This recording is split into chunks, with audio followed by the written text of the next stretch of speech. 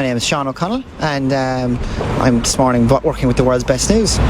We are here at Abbey Street, Lewis stop. It's about 9:30 a.m. Yeah, we have already finished. We kicked off all around Dublin City, Galway and Cork this morning with about 6,000 copies of the world's best news, and we're finished by about 9 o'clock, and so far the feedback's been brilliant. Around Dublin City we were in all the hotspot commuter areas here in Abbey Street, top of Grafton Street, all the dart station stops, and yeah, we were pretty much everywhere, so hopefully we managed to get around this morning.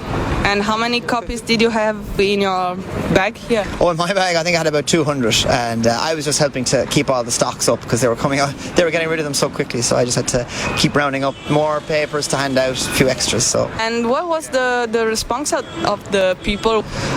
Very positive. It's always good to get some good news, get some a bright start to the day, you know, first thing in the morning. I think a lot of people would have been surprised as well with some of the stories we have about how much progress has been achieved in the developing world.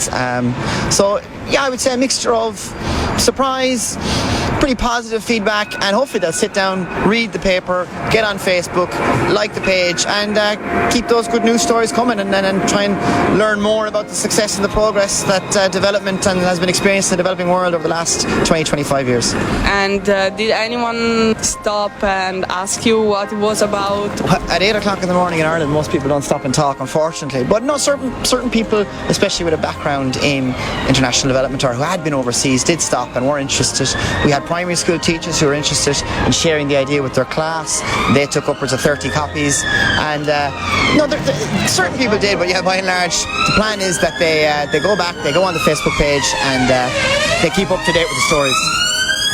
Basically, this idea of the world's best news kicked off in Denmark a number of years ago, and the whole purpose around the plan is to fight pessimism and the cynicism around development, where people aren't quite sure. People are happy to give money to charities and to NGOs that do work in the developing world, but sometimes they're not always quite sure if it does the job, if it's actually achieving anything, and if it goes to the people that need it the most. And we're trying to bridge that gap between people wanting to help, wanting to give, but not trusting necessarily the NGOs, or not being happy or satisfied with the progress being made. And we're trying to say, hey, there's been loads of progress made. The money has made a huge difference to people's everyday lives. It's continuing. There's reason to be optimistic about the future for both the developing world and the world at large. And of course there are issues, we don't deny that, but it's important that we look at what's working as well as what isn't if we're trying to plan for the future and develop new strategies and policies moving forward.